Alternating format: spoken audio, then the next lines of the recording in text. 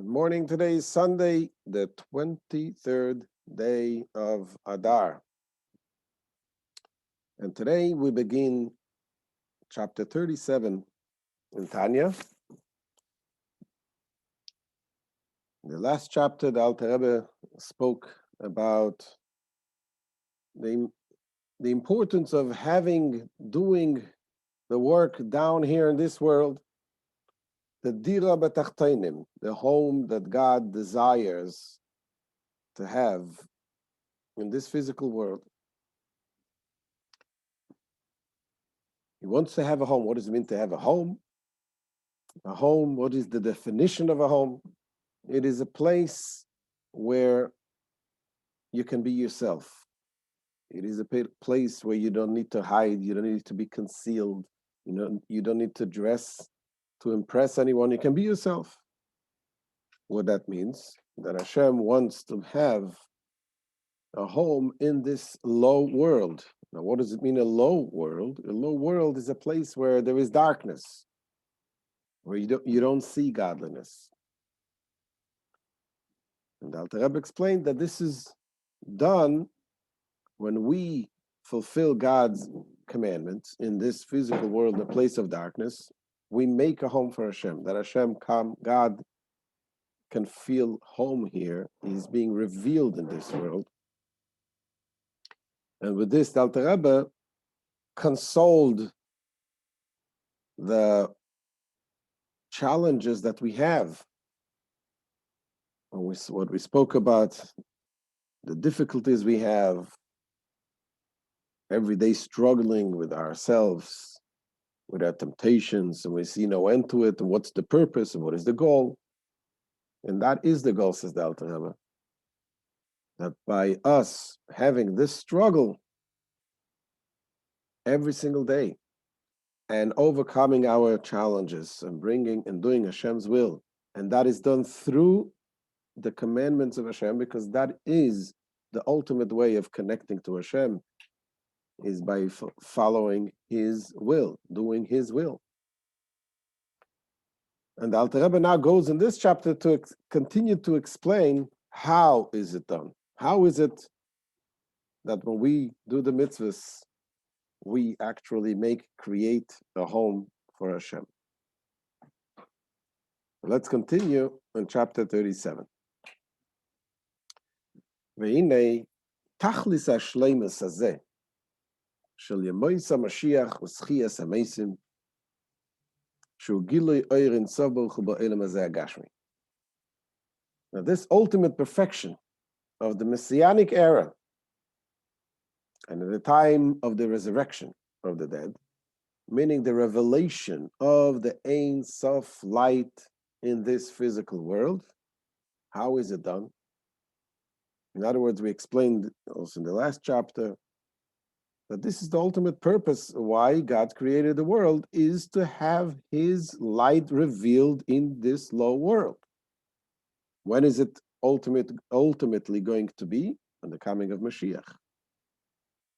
It happened somewhat, in some way it happened already once, and that was in the time of Matan Torah, when the Torah was given. When Hashem came down on the Mount Sinai and He revealed Himself to the people, gave the Torah. However, then it was something that was given from above. It wasn't done by us revealing within ourselves. God created us in a concealed way, in a manner that we feel ourselves as separate entities. We are the bottom of the bottom. And yet, by us revealing it within ourselves, within our conditions, that is revealing the light of Hashem in us. And all of this depends on our action and on our work. He says, Tolui b'ma'aseinu v'avedaseinu kol zman meshech hagolus. This is dependent on our actions, and our divine service throughout the period of exile. When we do these two things, he specifies the action and the service. Service is the work. What is the difference? The actions is every mitzvah we do is an action. We fulfill what Hashem commands us and we do it. The work, avodah seinu, the service, the spirit, the divine service, this is a different level in it. Work is like when you have to work on yourself, go against your nature. And that is why he says specifically, when is it most important? Is he says, Kol zman meshech hagalus, throughout the period of exile. Of course, we went through periods of exile, period of redemptions during the first temple, the second temple. And all of the mitzvahs that we did throughout every period accumulates and adds to our work to prepare to make this world a place for Hashem. But specifically throughout the time of exile, when there is darkness, there is challenges, and we continue and do the will of Hashem, do the mitzvahs, this specifically helps to accumulate this purpose of the creation, which is bringing the light of Hashem in this low world. And he explains, Ki agoyrem schara mitzvah, hi a mitzvah atzma. For it is the mitzvah itself that causes, meaning it creates its reward. In other words, when we're saying the reward, what is the reward of a mitzvah? There is a reward of mitzvahs. When you go to work, let's say in a field, you're a farmer, you're being hired by a farmer, and you work, and you're being paid at the end of the day. The pay that you get is not directly connected to the work that you did. When you worked in the field, you didn't create money. It is a reward for the effort that you put. But when we're talking about the mitzvahs, the mitzvah that you do creates its reward itself. Why? Because the mitzvah means connecting. When you do a mitzvah, you fulfill God's command. By that, you are bringing the light into the object that you fulfill the mitzvah with. The mitzvah itself creates its own reward. This is the reward, is the light that you create, the energy of Hashem, the light of Hashem that is being revealed on you and on the object that you do the mitzvah with. Continues the Alter Rebbe and it says, Ki ba'asiyasa mamshich ha'adam gilui oir ein soif baruch hu melemayla lemata. By performing the mitzvah, the man draws the revelation of the blessed Ein Sof, the light of the Ein Sof, from above downward. Leislabesh begashmius oilam hazeh, and that they should be clothed in the physicality of this world. Bedavar shehoya tchila tachas memsheles klipas noiga, umekabel chayusa mimena. The light is being revealed in something that was first, in the beginning, under the dominion of klipas noiga, the shell of noiga. As we explained in the previous lessons, there is the shells that cover and conceal God's presence. And there is the shells that is called the three total impure shells, and they cannot be refined or elevated, they need to be broken. There is the other shell, the fourth type of shell, which is called the noiga shell, which is the neutral shell. And while it is not connected with anything spiritual, it remains as a concealment, concealing godliness. But once you do and you use this physical object or the physical energy that you can use it in a godly way, you're taking out this energy from the klipa, from the shell, and you elevate it to the holy side. Now, this was in the beginning, the physical thing was under the rule of the klipa snega, and it received its vitality from its klipa. And what is this referring to? Shem kol dvarim atahirim umutorim shebahem shenasis behem a mitzvah maisis. Namely, all pure permissible objects which the act of the mitzvah is performed by. When you do a mitzvah, you draw the Ein Sof light on the object which with you perform the mitzvah. And it gives us example. Kegoin, for example, klafat tefillin umezuzah v'sefer Torah. The parchment, for example, the parchment of tefillin, the parchment of mezuzah, the parchment of the Torah, the sefer Torah. That those things have to be done from, you cannot use some non-kosher animal to use it. It has to be a kosher animal. Ukemaima Razal, and as our sages of blessed memory said, Lo yuchshal lemelechas shomayim elo tohirim u'motorim beficha. That for the work of heaven, meaning to do mitzvah, only that which is pure and permissible to eat may be used.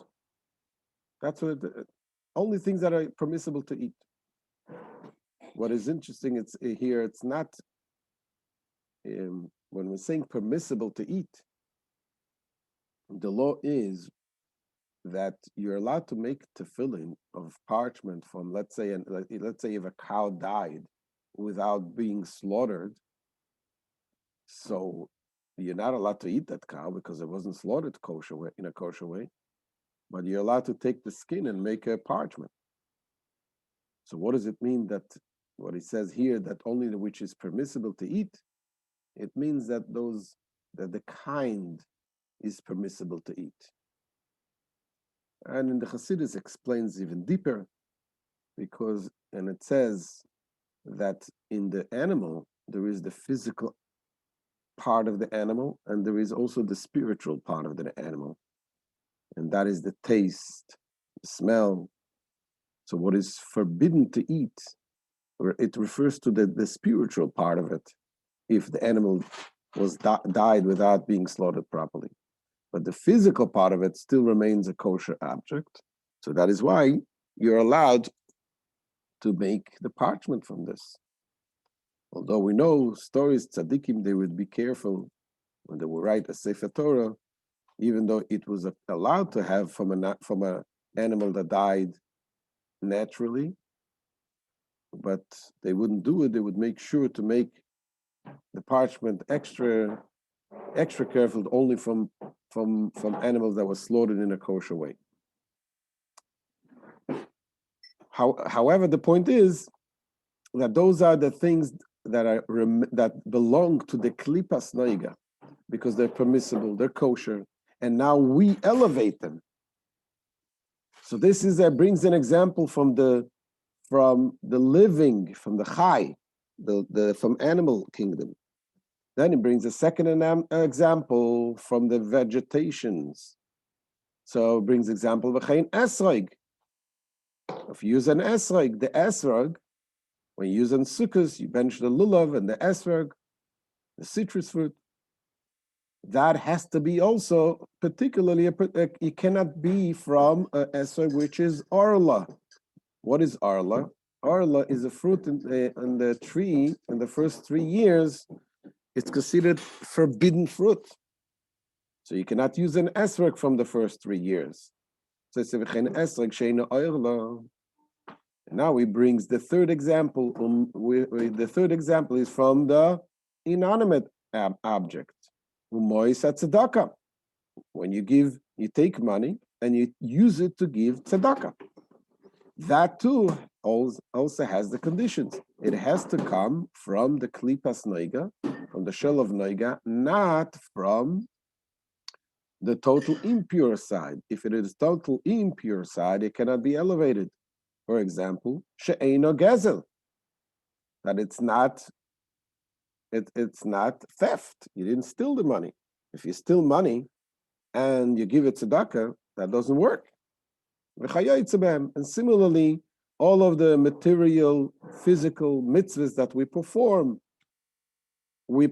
to elevate them and to bring the light of Hashem into these physical objects.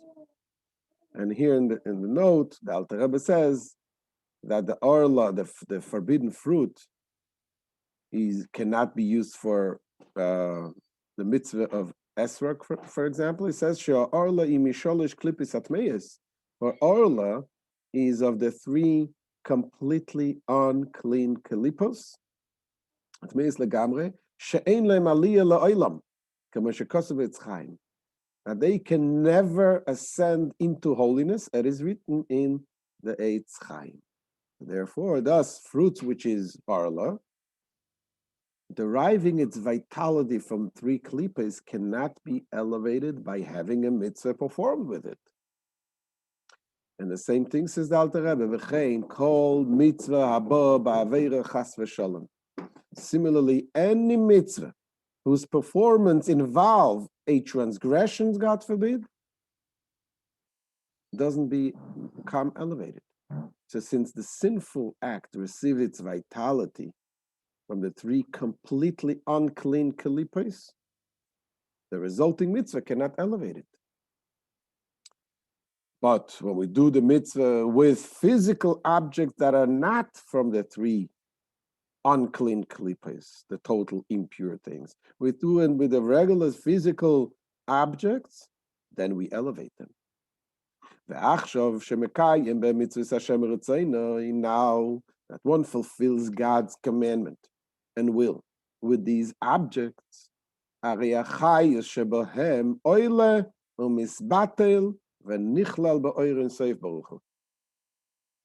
vitality within them, within this object, they ascend and they are dissolved and absorbed into the blessed Ein Sof light, which is His will that is clothed in these mitzvahs.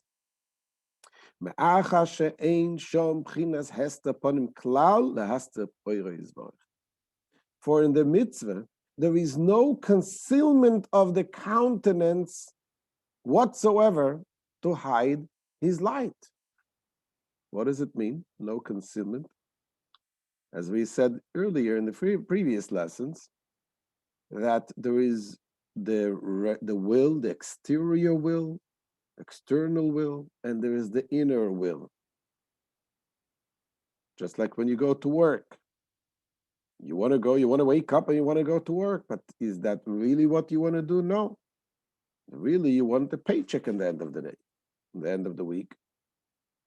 What is it really what is the inner will that you have? You want to have a nice life, a good life. You want to enjoy with your family. You want to do the right thing. The same thing is when Hashem created everything, the whole entire world. Everything, obviously Hashem created it because He wanted to. But what is the inner will of Hashem? The mitzvah is the inner will where there is no concealment of the countenance of God. The mitzvah, the commandment, to do the things what Hashem wants us. The tefillin, the Shabbos, the kosher, all of these mitzvahs. Not now, the Alter Rebbe goes on and saying, not only is the physical object something that is being elevated and shown the light of God in there, but also the energy of the vivifying soul, the animal soul, the vitalizing soul that we have. This too becomes part of this mitzvah. You're investing, when you put on tefillin, you're investing the energy. You're actually taking your hands and you wrap around the tefillin on your arm.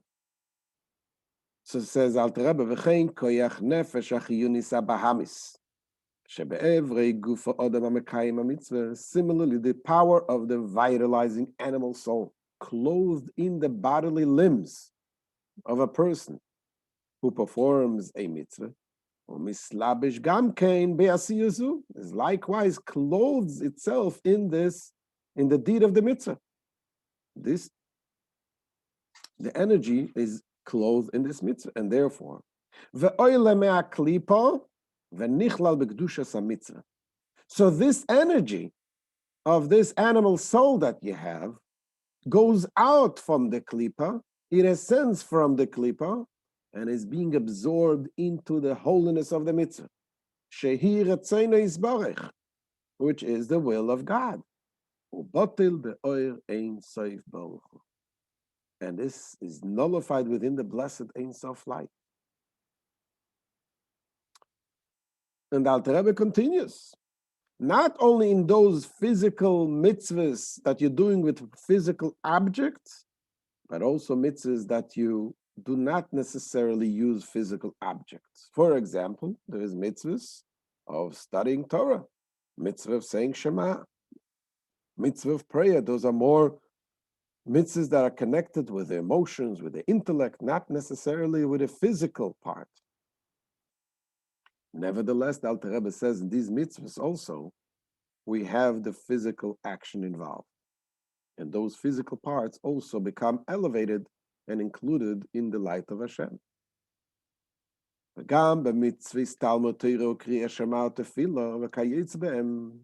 Says even in the case of such mitzvahs, as Torah, reciting the Shema, the prayer, and the like. So the animal soul's power is elevated to holiness. Af she'einon ba'asiyah gashmis mamash, shetachas memsheles klipas neiga, although they do not involve actual physical actions, which is under the dominion of the klipas neiga, nevertheless, says the Alter Rebbe, there is still action there also involved. Mikol Makom, he says, Okaimelon, the hero lav kadibur dami.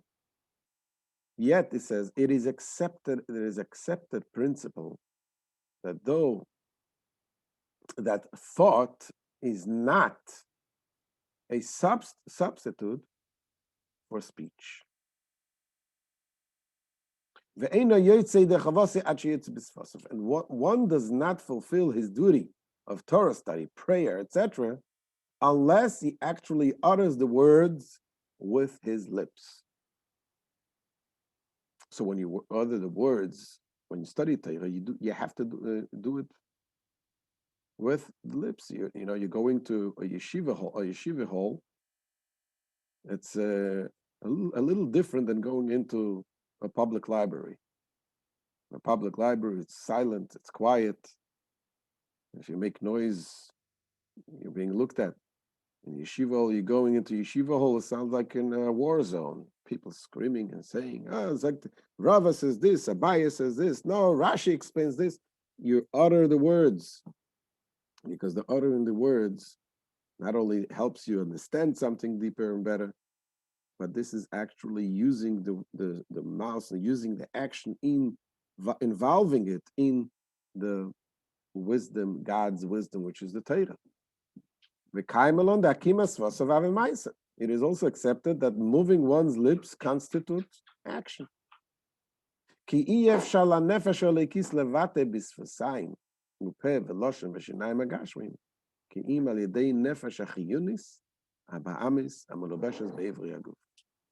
So the divine soul cannot express itself with the physical lips, mouth, and tongue, or teeth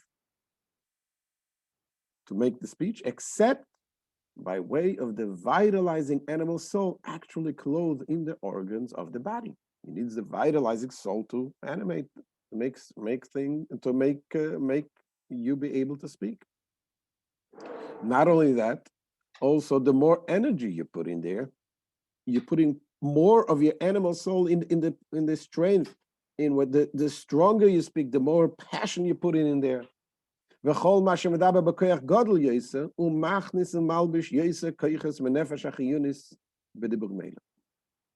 says, hence the more forcefully one speaks words of Torah prayer, the more of the animal soul's energy he introduces and clothes in these words.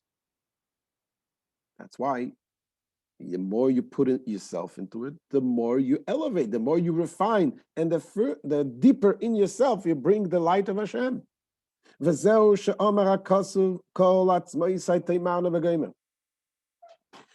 is also the meaning of the verse, all my bones shall declare God who is like you. This is from the prayer, we say it on Shabbos. The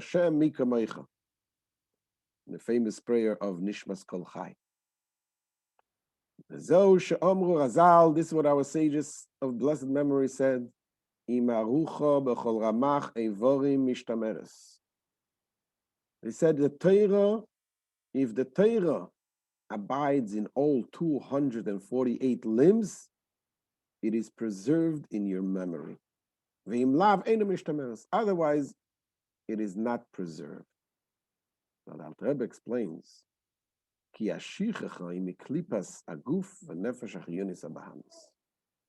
for forgetfulness in matters of Torah stems from the klipa of the body and vitalizing animal soul, derived from the klipas noiga. Shemi klipas noiga anechleles lefamim b'kedusha, which is sometimes absorbed into holiness.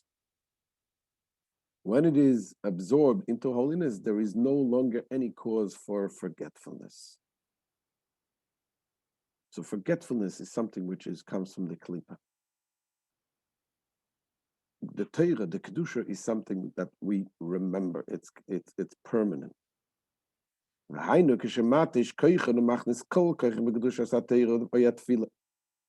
This is accomplished when one weakens their power, the power of the body and animal soul, applying all their strength to the holiness of Torah and prayer. It says this is then the meaning of the aforementioned quotation. When one involves the energy of all his 248 organs, the limbs in Torah study, it is preserved in his memory, where the klipa that causes one to forget has been weakened. So the klipa is what causes you to forget, and when this is weakened, that removes the concept of the forgetfulness. It's interesting, we also read yesterday in the Parsha, Ketisa, when Hashem comes and teaches Moshe Rabbeinu how to ask for forgiveness. And it says, Hashem says, you'll see my back, not my front. And Rashi explains that Moshe Rabbeinu saw God with the talus and tefillin. Obviously, we're talking about a spiritual concept of talus and tefillin. And the Rebbe points out why talus and tefillin? Because those two things, those two mitzvahs are connected with remembering. The talus, it says, is called mitzvahs Hashem. You see it and you remember all the mitzvahs of Hashem. And the same thing with the tefillin. It says, it should be in the sign on your hand and as a remembering between your eyes. So those are things also that are connected with remembering. Remembering is something that is connected with holiness, with kedusha. Kedusha is permanent and it remembers. So this is the end of today's shir, explaining the importance of the light that we bring by in the physical objects and making permanent the godliness and the holiness in every time we do a physical mitzvah. And when we involve our energy, the more energy we put into the mitzvah, the passion and using the voice and using praying with all of our organs, all of our limbs, this brings light in every part of us. So thank you for joining. We'll continue tomorrow, Bezrat Hashem. Make sure to share this. Give other people the opportunity to study this beautiful, amazing words of Torah. Any questions? We can take now questions.